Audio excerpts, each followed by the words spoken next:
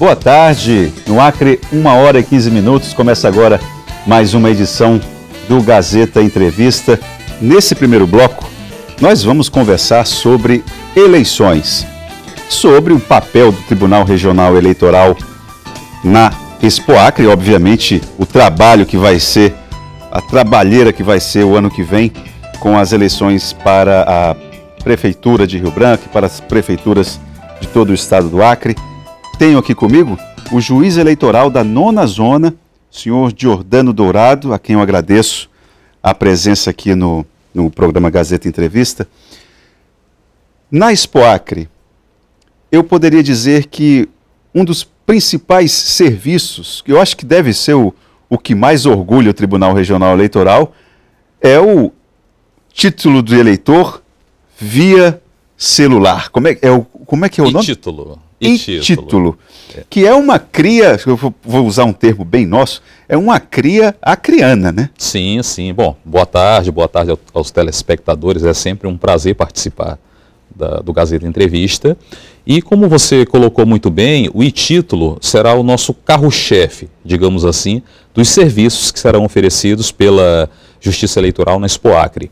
Nós queremos divulgar o e-título, fazer com que as pessoas baixem esse aplicativo que foi criado aqui no Acre, é uma ideia aqui do Acre, e que facilita muito a votação no dia do pleito. Em quais termos facilita? Quando uma pessoa que está nos ouvindo, geralmente tem acesso ao celular, de que forma a vida dela como eleitor vai ser facilitada?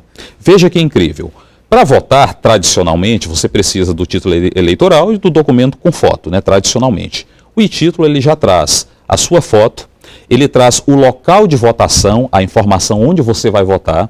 Você tem a opção de abrir um mapa com GPS para mostrar o acesso ao seu local de votação e pelo e-título você ainda consegue emitir uma certidão de quitação eleitoral sem precisar se deslocar ao fórum eleitoral. Dá até para pedir um motorista por aplicativo também? Dá. Tem uma funcionalidade que permite até utilizar esses aplicativos de transporte para chegar até a sessão eleitoral. É muito inovador. As pessoas precisam conhecer esse aplicativo. O que explica, além da competência da equipe técnica do Tribunal Regional Eleitoral, o que explica o e-título ter sido uma criação nossa? É a criatividade do nosso povo, o TRE daqui é muito atuante, sempre teve uma equipe excelente, a parte de TI do TRE é uma equipe de vanguarda, tecnologia da informação, então principalmente a Rosana, que é uma servidora que nós chamamos de a mãe do e-título, ela idealizou isso com uma equipe. Se você pensar bem, é uma ideia extremamente adequada com os nossos tempos, né? Todo mundo tem telefone hoje com aplicativo, com rede social, com aplicativo para banco, para tudo. Por que não ter, então, uma identificação eleitoral no aparelho celular?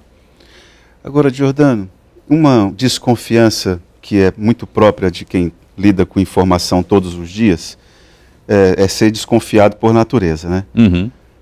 No tempo em que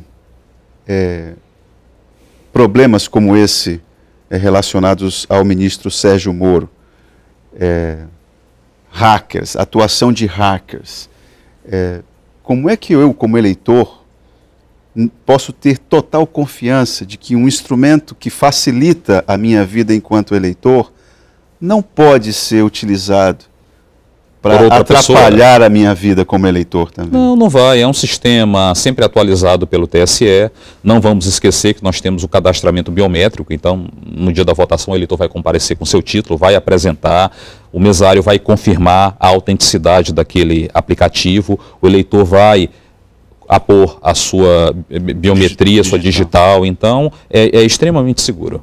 Eu lembro aqui que o atual presidente da República, Jair Bolsonaro, uma pessoa que via com certa antipatia as eleições via urna eletrônica.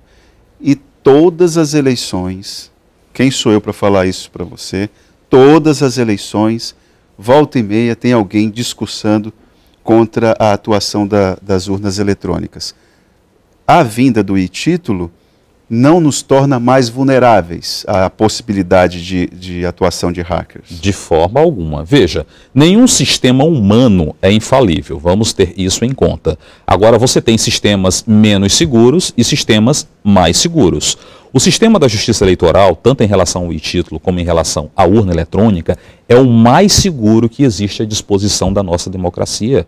Isso é fácil observar. Veja que em vários estados, até no país, você tem uma alternância de grupos políticos, não é, ocupando os cargos eletivos. Se fosse algo manipulado, algo inseguro, você teria uma dominância, uma perpetuação de determinado grupo político, e não é isso que acontece. Uma espécie de política de cabresto via online. Na cédula era mais fácil você ter o voto de cabresto. Era muito mais fácil. Você lembra como era a apuração do voto na cédula de papel? Lembro. Pelo menos era mais romântico, era mais emocionante. Não, era emocionante e às vezes tinha um garrancho lá e não, isso aqui é um 9, isso aqui é um 8, isso aqui é 1, era uma confusão. Aí dava margem para fraude. Isso não acontece na urna eletrônica. Certamente esse tipo de conversa e de debate acontece em fóruns mais qualificados. Você deve participar de muitos deles. E o argumento de que em democracias muito mais consolidadas do que a democracia brasileira, ainda se utiliza, para usar uma expressão sua, o velho método. Veja, falam muito dos Estados Unidos, né? A maior democracia do Ocidente, enfim. Mas nos Estados Unidos, eles utilizam sim o sistema eletrônico de votação em alguns estados. O problema é que lá não existe uma justiça eleitoral nacional como existe no Brasil. Então, cada estado vai adotar um método que entende adequado. Mas há sim urna eletrônica nos Estados Unidos. Isso precisa ser falado. Agora é a opção de cada estado. Lá a Federação Norte-Americana é diferente da nossa. Olha aqui uma pergunta que eu não está identificada aqui a pessoa. Gostaria de fazer uma pergunta para o Dr. Giordano Dourado. Quem me garante que minhas informações eleitorais no e-título não serão usadas para quebrar minha privacidade de voto? Essa pergunta, ela pode ser feita em relação a qualquer serviço público oferecido pelo meio digital. Imagina imposto de renda, a declaração que você faz. Também quem garante que seus dados fiscais, bancários, seu patrimônio não estarão aí sendo devassados ou violados por hackers? Nós investimos em segurança. A garantia é exatamente a estrutura e o investimento de segurança que é feito. Mas, repito, nenhum sistema no mundo ele é infalível. Você tem graus de segurança. O nosso é extremamente seguro. Quais outros, passando um pouco agora, saindo um pouco desse tema segurança nas eleições, quais outros destaques o senhor falaria dos serviços do TRE na Expo Acre? Então, a ideia é exatamente aproximar a prestação do serviço eleitoral do cidadão. Veja que nem todo mundo tem tempo de se deslocar até o fórum eleitoral para regularizar sua situação, para pedir uma transferência de domicílio, pedir uma transferência de sessão, porque fica longe, né? Fica lá perto da Justiça Federal, ali na BR-364. Então, é longe. Então, na Expo Acre, o eleitor vai ter a oportunidade de rapidamente, com uma equipe grande, com uma equipe eficiente, regularizar a sua situação, vai ter tempo de fazer o alistamento, o primeiro título, não é? Se cadastrar para poder trabalhar voluntariamente na eleição do próximo ano. Então é uma facilidade. Não vai ser algo burocrático, não vai tirar o tempo de ninguém na Expo Acre dedicada ao lazer. Pelo contrário, é uma comodidade, uma facilidade que nós estamos oferecendo para aqueles que querem regularizar e ter ali um serviço necessário, que é o serviço eleitoral. A mini-reforma política que foi feita em 2017, se não me falha a memória, vai mudar o panorama para o pleito do ano que vem. Qual a sua avaliação a respeito disso? As mudanças, você acha que vieram para fortalecer os partidos ou para fortalecer a liderança individual? Qual a leitura que você faz? A reforma política é uma exigência da sociedade. A sociedade exige que o sistema político ele seja aperfeiçoado. A ideia não é fortalecer partido, não é fortalecer candidato, é fortalecer a democracia como um todo. Eu vejo que essa reforma, ela traz uma acentuação, um grau maior de moralização da nossa política, ela assegura que a vontade livre do eleitor seja manifestada sem que seja manipulada, principalmente pelo poder econômico, e assegura uma maior representatividade democrática. Eu enxergo como algo muito positivo. O fato de não haver coligações proporcionais, em que isso fortalece a democracia? E permitir as coligações dos majoritários? Aí eu vejo que aí sim você vai ter um protagonismo maior dos partidos, né? Porque antes, nas coligações, você sempre tinha ali aquele partido proeminente, aquele partido dominante, hegemônico, exatamente. E agora não, você vai ter aí cada partido defendendo a sua ideologia, você vai ter um protagonismo melhor e maior dos partidos. Isso para o eleitor facilita, inclusive a sua afinidade, a sua identificação com o representante que ele quer. E quando nós temos o argumento de que as propostas dos partidos se esgotaram nesse modelo político, como é que isso dialoga com o teu argumento? Aí os próprios partidos é que precisam reavaliar a sua atuação e reavaliar a sua proposta ideológica. Não é um problema da justiça eleitoral nem do eleitor, é um problema partidário.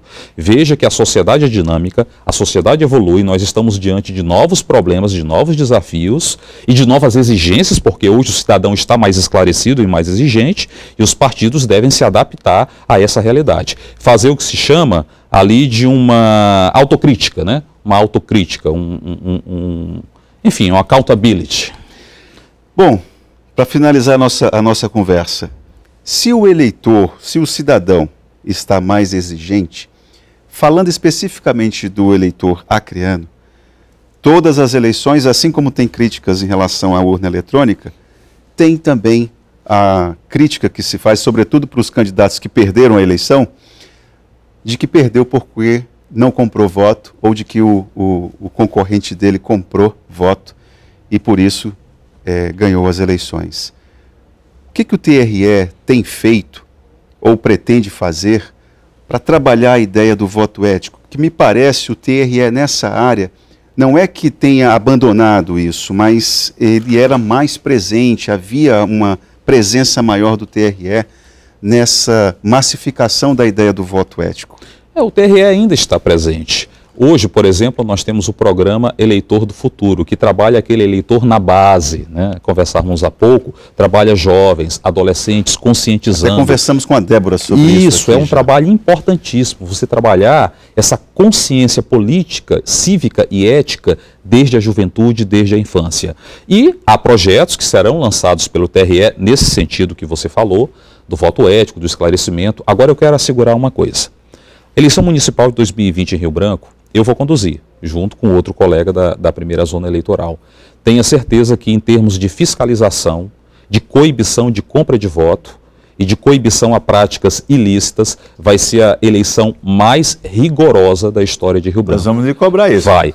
Eu já fui juiz eleitoral em Cruzeiro do Sul, já conduzi uma eleição em Cruzeiro do Sul e saí de lá com a fama de ter sido o juiz eleitoral mais rigoroso da história de Cruzeiro do Sul. Vamos trazer essa fama aqui para Rio Branco.